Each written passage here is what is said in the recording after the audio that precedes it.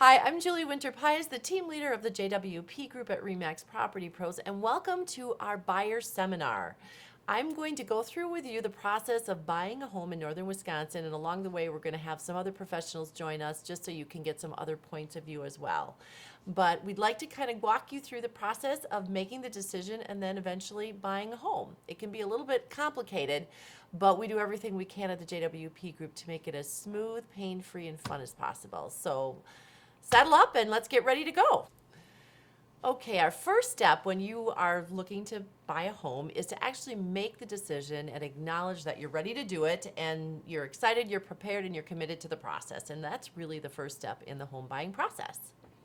The second step is actually calling and becoming associated with a buyer's broker. It's making the decision that you want to get in a relationship with somebody who's going to help guide you through the process. We have multiple buyer's agents, so we have a different sort of approach to the real estate process, and we are a team. So I'm the team leader, and I have several buyer's agents that work for me, and they work specifically and only with buyers on a one-on-one basis. The biggest thing for me to express to you as a buyer or somebody interested in the home buying process is to make sure you've got somebody working in your corner as a buyer's agent. A lot of people don't understand in the state of Wisconsin, you can work for either the seller or you can work for the buyer, but it's very difficult to work for both. It's hard to have two people in your corner because you're in two different corners. So you really want to make sure you're comfortable with the person that you pick and the person that you want to help guide you through this process, because again, it can be a little bit complicated and you want to make sure you've got an advocate in your corner. So we have a list of questions that we usually have you ask when you're interviewing buyer's agents, just like we do with a seller when they're looking to have somebody list their home. And we would love to share that information with you, but I think that's the best place as a buyer to start, is to find somebody you're comfortable with to represent you in the process.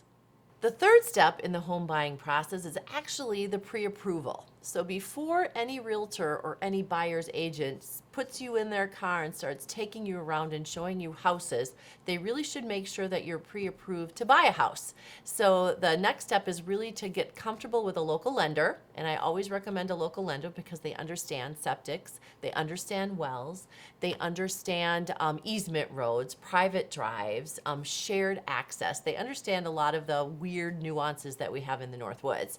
And I have a couple of preferred vendors that I really highly recommend that you get pre-approved with that do a fantastic job, whether you're a first-time home buyer or a seasoned homeowner and this is your second or your third home purchase. They really understand our market and they can help the process on that side of things go as smooth and painless as possible.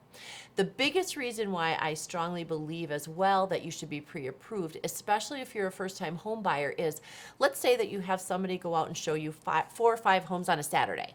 All of them are $125,000 to $135,000, and you fall in love with probably, which usually happens, is the most expensive home.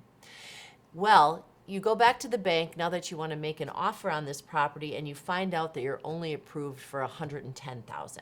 Well, you were basically shopping outside of a price range where you should be shopping. And now everything else that you look at in that $115,000 price range is going to pale in comparison to the home that you fell in love with at $135,000.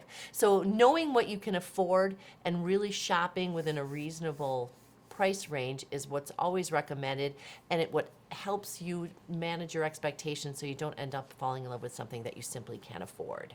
And that's step 3 in the process.